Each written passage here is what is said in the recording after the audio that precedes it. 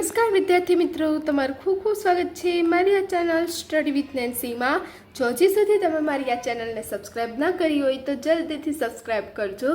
આજે આપણે બીજો પાઠ પૂર્ણ સંખ્યાઓ સ્વાધ્યાય 2.1નો પ્રશ્ન નંબર 6, 7 અને 8 જોઈશું. તો જુઓ, પહેલા પ્રશ્ન નંબર 6 આપેલો છે કે નીચે આપેલી સંખ્યાની તરત પહેલાની સંખ્યા જણાવો. નીચે આપણને જે સંખ્યા આપેલી છે એની પહેલા જે આવતી સંખ્યા છે એ આપણે જણાવવાની છે કે 94ની પહેલા કઈ સંખ્યા આવે. તો જ્યારે પણ આપણને પહેલાની સંખ્યા પૂછેલી હોય ત્યારે શું કરવાનું, આપણે તે સંખ્યામાંથી એકને બાદ કરવાના, -1 કરવાના. કે જો હવે 94ની પૂછી છે તો આપણે શું કરશું કે 94ની તરત પહેલા આવતી સંખ્યા બરાબર. હવે 94ની તરત પહેલા આવતી સંખ્યા શોધવી છે તો શું કરશું, 94 - 1. હવે 94માંથી 1 જાય એટલે કેટલા આવે, 4માંથી 1 જાય એટલે 3, એટલે શું આવશે, 93 આવશે. તો 94ની પહેલા આવતી સંખ્યા કઈ થઈ, 93. એવી જ રીતે જો બીજો દાખલો આપેલો છે, એમાં શું આપેલું છે, 10,000. તો આમાં પણ આપણે એવી જ રીતે કરશું કે 10,000ની તરત પહેલા આવતી સંખ્યા,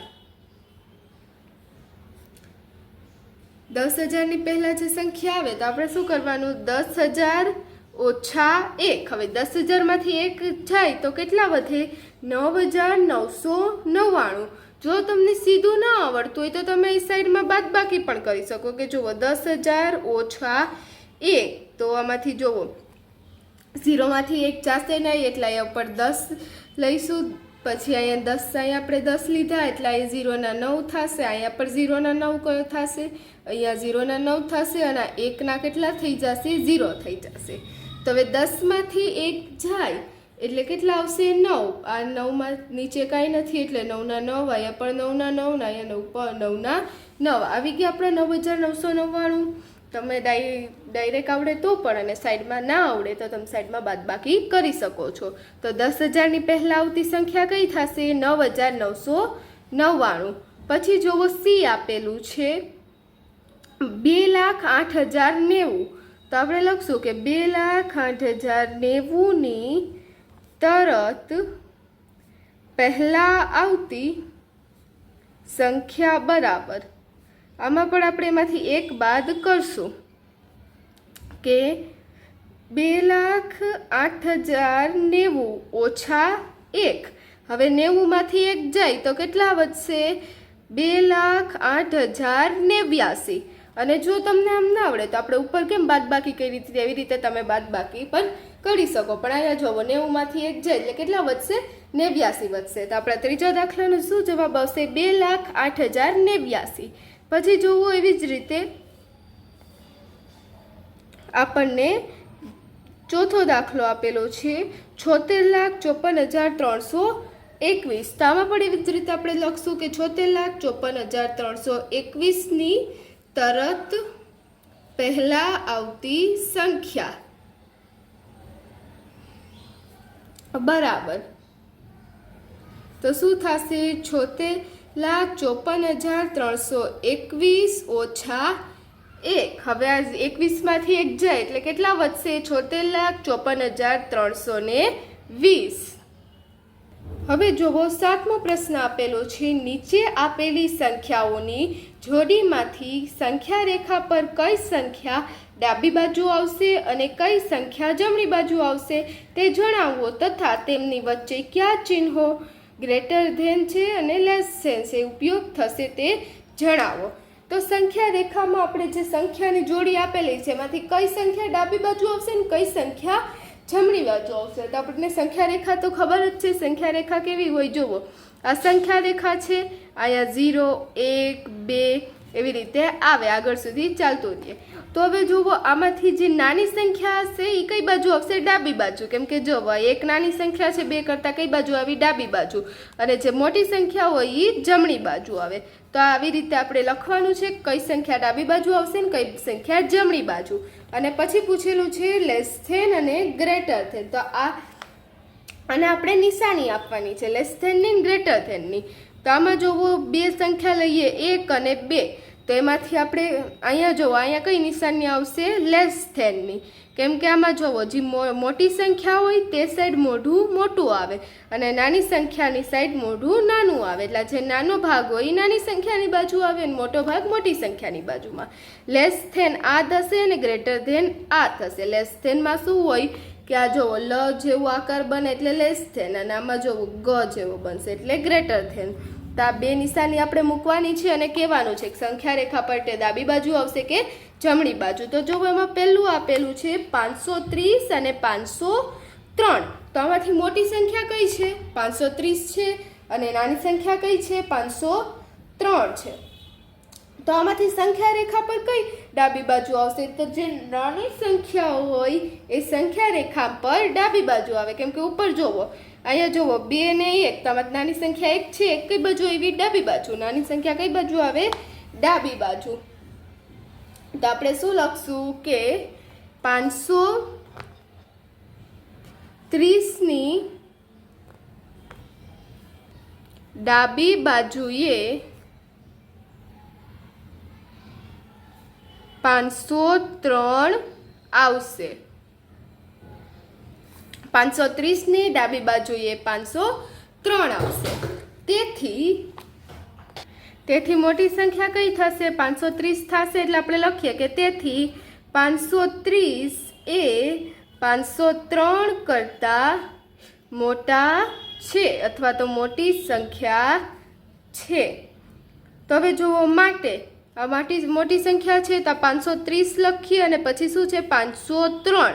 તો આમાં મોટી સંખ્યા કઈ છે? 530 છે. તો એની સામે આપણે કેવું મોટું મોઢું રાખીશું. જેની સામે મોટી સંખ્યા હોય એ બાજુ આપણે મોટું મોઢું રાખવાનું. હવે જુઓ, એવી જ રીતે બીજો દાખલો આપેલો છે 370 અને 307. તો આમાંથી નાની સંખ્યા કઈ છે? 307. તો 307 કઈ બાજુ આવશે? ડાબી બાજુ. તો આપણે લખશું કે 370 ની ડાબી બાજુએ 307 આવશે. તેથી કઈ સંખ્યા મોટી થશે? તેથી 370 એ 307 કરતાં મોટા થશે.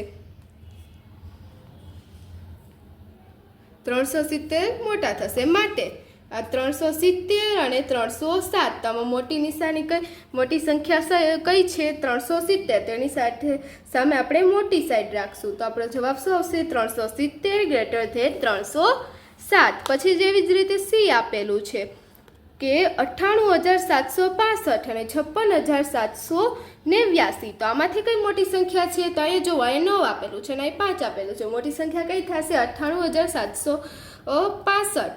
હવે મોટી સંખ્યા જમણી બાજુ આવે, નાની સંખ્યા આપણે કઈ બાજુ આવે? ડાબી બાજુએ. એટલે આપણે શું લખશું કે 98,765 ની ડાબી બાજુએ 56,789 આવશે. તેથી કઈ સંખ્યા મોટી થશે? 98,765 કઈ મોટી થશે? કેના કરતાં? એ 56,789 કરતાં મોટી થશે. માટે 98,765 બિગર ધેન અથવા તો ગ્રેટર ધેન 56,789. આપણા ત્રીજા દાખલાનો જવાબ આવ્યો. એવી જ રીતે ચોથું આપેલું છે કે 98,30,415 અને 1,23,001. તો આમાં કઈ મોટી સંખ્યા થાય? કરોડવાળી સંખ્યા કેવી થશે?